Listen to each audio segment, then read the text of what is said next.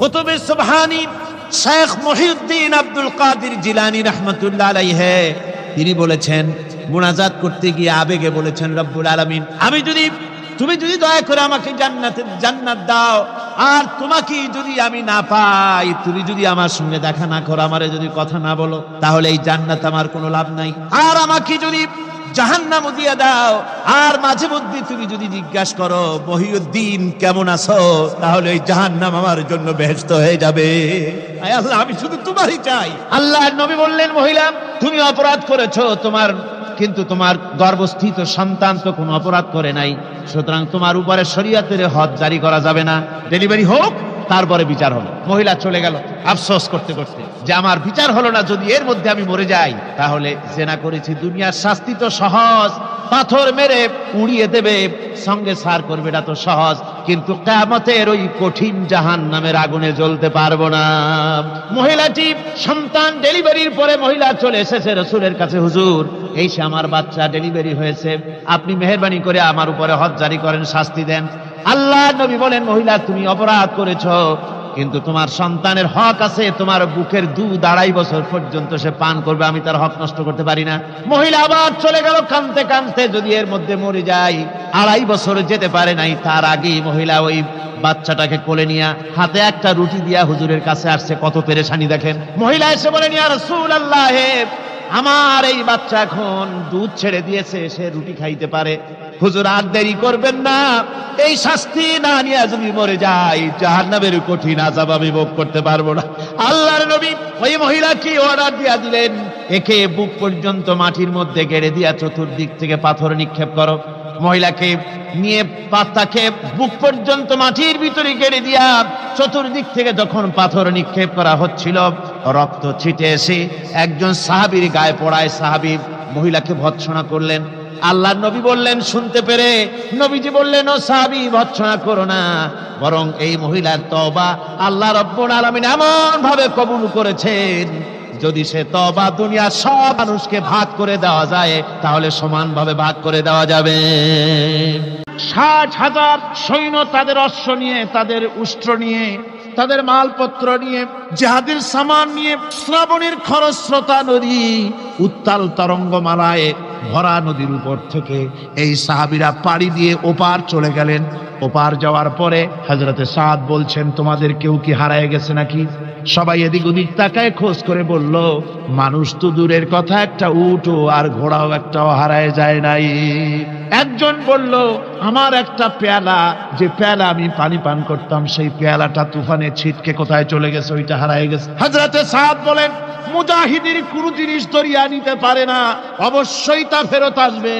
এই কথা তিনি বলতেছিলেন, হঠাৎ করে দরিয়ার কিনারে একটা আওয়াজ হলো, দেখা গেল তুফানের ভিতরে সেই হারানো বাটিটা তাদের মধ্যে ফিরে এসেছে।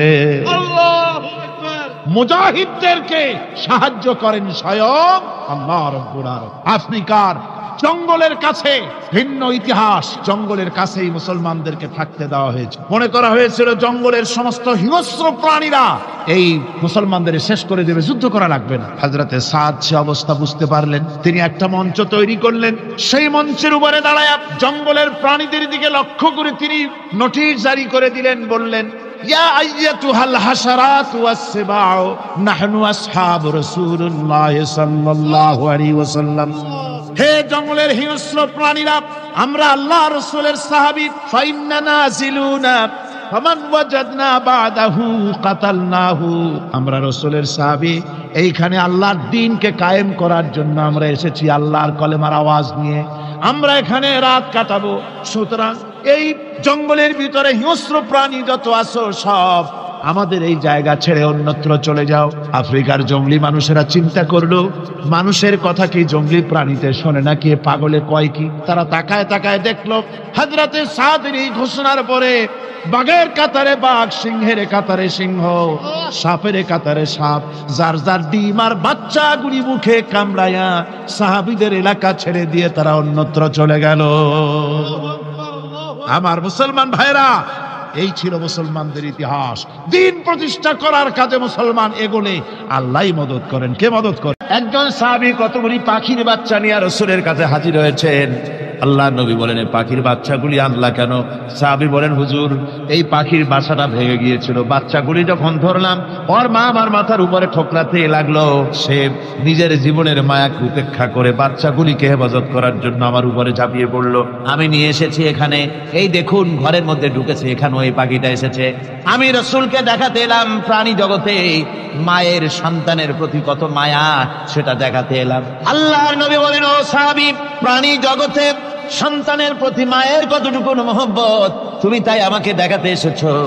শোনো, এই প্রাণী জগতে সন্তানের প্রতি মায়ের যত মহব্বত তার চাইতে লক্ষ কোটি গুণে বেশি মহব্বত বান্দার প্রতি আল্লাহ রব্বুল আলামিনের। মহব্বতকে, করুণাকে, রহমতকে, ভালোবাসাকে 100 ভাগ করা হয়েছে।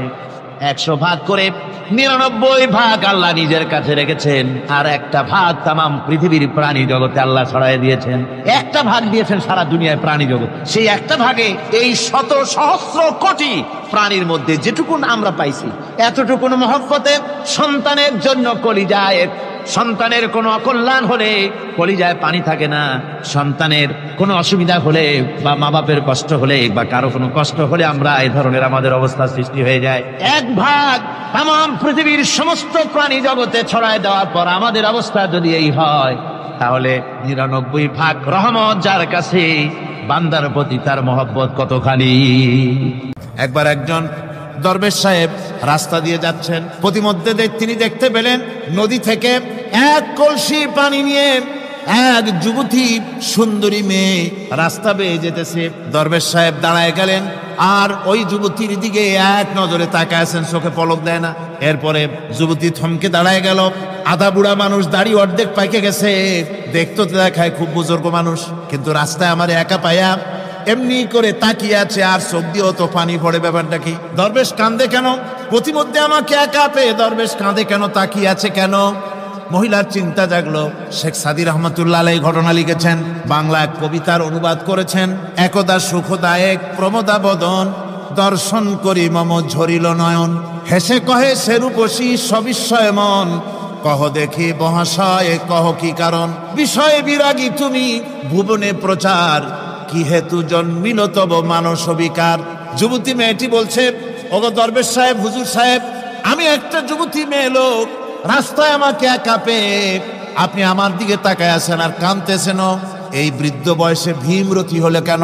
আমাকে দেখে কাঁদেন কেন আর এক নজরে কেন তাকায়ছেন? কারণটা কি? কি কুমতলব আছে?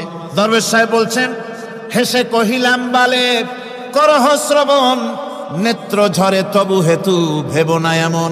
হে রূপসী মেয়ে, তোমার জন্য আমি কান্দি, একথা একবারও চিন্তা করো না।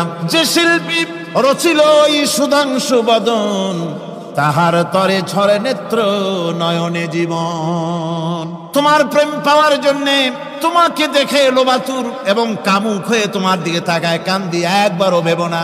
আল্লাহর কসম আমি কাঁদতেছি, তোমার এত সুন্দর স্বাস্থ্য আর চেহারা যে আল্লাহ রাব্বুল আলামিন বানায় দিলেন, না জানি সেই আল্লাহ কত সুন্দর।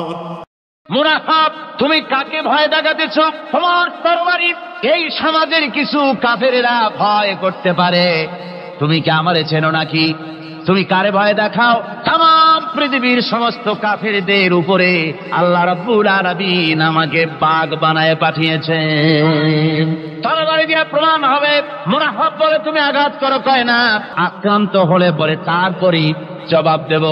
এরপরে মুরাখাব আঘাত হানতে লাগলো। হযরতে আলী সমস্ত রণকৌশল দিয়ে আঘাতগুলি তিনি ফিরিয়ে দিতে লাগলেন। এরপরে হযরতে আলী বলছেন, মুরাখাব এবার তৈরি হও আমার আঘাত সহ্য করার জন্য। হযরতে আলী জুলফিকার তুলে আঘাত করলেন। এক আঘাতেই দেখা গেল মুরাখাবের মাথা থেকে শুরু করে শরীর টুকরা হয়ে গিয়া হযরত আলীর তরবারির মুঠা পর্যন্ত মাটির ভিতরে গেড়ে গিয়েছে। পরে দুর্গ দখল হয়ে গেল। পরের দিন আল্লাহর নবী বলেন, আলী শুনতে পেলাম তোমার ঢাল ভেঙে গিয়েছিল, তারপরে তুমি যুদ্ধ করলে কি দিয়ে? হযরত আলী বলেন, হুজুর, আমুজ দুর্গের ওই কবাটটা, লোহার কবাটটা বাম হাতে নিয়া আর ডান হাতে তরবারি নিয়ে লড়াই করেছি। হুজুর বলেন, কি করে মানুষ কেমনে এত বড় দুর্গের লোহার কবাট হাতে নিয়ে যুদ্ধ করে? একটু দেখাও তো দেখি। হযরত আলী গতকালকের মতো বাম হাত দিয়া ধরেছেন, নাড়াতে পারেন না। এবার ডান হাত দিয়া ধরেছেন, নাড়াতে পারেন না। ডান আর বাম দুই হাত দিয়া সমস্ত শক্তি দিয়ে এমন জোরে টান বেড়েছেন, প্রতিটি লোমকূপের গোড়া থেকে ঘাম বেরিয়ে এসেছে, এক চুলও নড়াতে পারেন নাই। হযরত আলীর মুখখানা মলিন হয়ে গেছে লজ্জায়। হযরত আলী রাদিয়াল্লাহু তাআলা আনহু লজ্জা পেয়ে গেছেন। রাসূল পাক সাল্লাল্লাহু আলাইহি ওয়াসাল্লাম বলেন, আলী, লজ্জা পাওয়ার কোনো কারণ নাই, চিন্তা করার কোনো কারণ নাই। তোমার নিজস্ব শক্তি দিয়ে তুমি লড়াই করতে পারো নাই। এত বড় লোহার দরজা নিয়ে, খবর নিয়ে মানুষ সেভাবে লড়াই করতে পারে না। আল্লাহ তার দ্বীনকে বিজয়ী করার জন্য তোমার ভিতরে আল্লাহ রাব্বুল আলামিন ক্ষমতা দিয়েছিলেন। জোরে বলেন সুবহানাল্লাহ। আল্লাহ রাব্বুল আলামিন এই জিহাদের ময়দানে যখন মানুষ আসে, আল্লাহ তাদের উপরে মদদ দান করেন। একজন দার্শনিক নৌকায় চড়ে যাচ্ছে কোথাও, তো নৌকায় চড়ে যাচ্ছে দার্শনিক একা, মাঝি নৌকা বাঁধছে। দার্শনিক মানুষ তো মাথার মধ্যে দর্শন গিজ করছে, কথা বলার লোক পায় না। এখন মাঝির সাথেই কথা বলার সিদ্ধান্ত নিল। শেষ পর্যন্ত বলল, রে মাঝি, কত বছর নৌকা চালাও? তা তো বহুত বছর, জীবনটাই কাটাই দিলাম। ভূগোল চেনো? ভূগোল কখনো দেখেছো? ওই যে না, ভূগোল আমি দেখবো কোথাতে, আমি হলাম গরিব মানুষ, এগুলি ধনীদের কাম, তারা হয়তো খায় টায়, আমি ভূগোল দেখিও নাই খাইও নাই। আশ্চর্য কথা, ভূগোল মানুষে খায় নাকি? জীবনটা তো সারা নেই, নষ্ট করে ফেলাইছে। মাঝি দাঁতগুলো বাইর করে দিয়ে বলতেছে, স্যার হইতেও পারে। কিছুক্ষণ পর দার্শনিক বলছে, এই বেটা, দর্শন বোঝো? স্যার খামোখাই শরম দিচ্ছেন, এ সমস্ত বড় লোকের খাবার, ওগুলি আমার সামনে বলে লাভটা কি? আমরা গরিব মানুষ, এগুলি আমরা কোনোদিন দেখিও নাই, খাইও নাই। দার্শনিক বলছে, বেটা বেউকুফ, দর্শন মানুষে বুঝি খায়? তোর জীবন আটা নাই মিশা। মাঝি কয়, হইতেও পারে। এবার দার্শনিক বলছে, এই বেটা, কিছুই তো জানো না, খালি দাঁত বাইর করো, ইতিহাস চেনো? মাঝি বলছেন, স্যার এইবার একটা কথা বলছেন যেটার সাথে কিছুটার মিল আছে, আমি খাইছি। সেটা হচ্ছে, বাপ গরিব ছিলেন, কিন্তু মাঝে মধ্যে শীতের মৌসুমে পাতিহাঁস জবাই করে আমরা খাইতাম, আর বিবাহের সময় শ্বশুর বাড়ির রাজহাঁস জবাই করে খাওয়াইছিল, কিন্তু ইতিহাস তো খাই নাই, ওইটা কোথায় পাওয়া যায়? দার্শনিক বলছে, বেকুব বেটা, ইতিহাস আর পাতিহাঁস বুঝি এক? তোর জীবন তো 12 আনাই মিশা। মাঝি কয়, হইতেও পারে।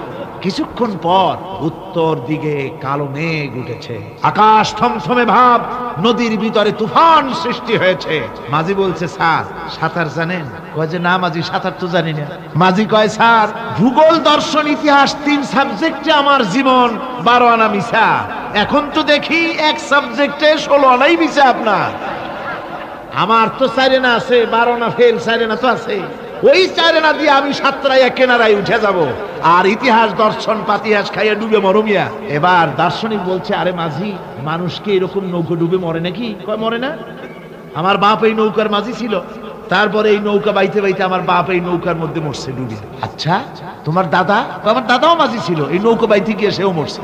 তোমার নানা? আমার নানাও এরকম নৌকা বাইয়া এরকম মাঝি হয়ে মরছে। দার্শনিক কয়, তুমি তো দারুণ বেহায়া, যে নৌকায় তোমার বাপ মরলো, দাদা মরলো, সেই ব্যবসা তুমি ছাড়তে পারো নাই, তুমি তো দারুণ বেহায়া। মাঝির বুদ্ধি কম না। মাঝি কয় যে, স্যার আপনার বাপ জিন্দা আছেন? কয় না, মারা গেছেন। কোথায় মরছে? ঘরের মধ্যে খাটের উপরে চিত হইয়া আরামসে মারা গেছে। আপনার দাদা?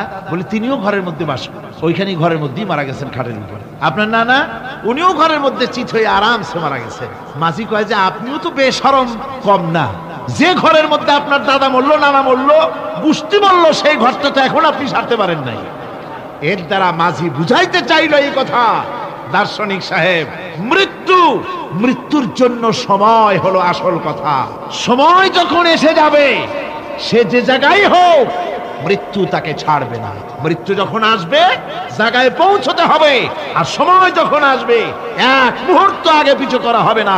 মৌত আসার সাথে সাথে আজরাইল তার সামনে এসে যাবে, 1 মুহূর্ত বাঁচতে পারবে না।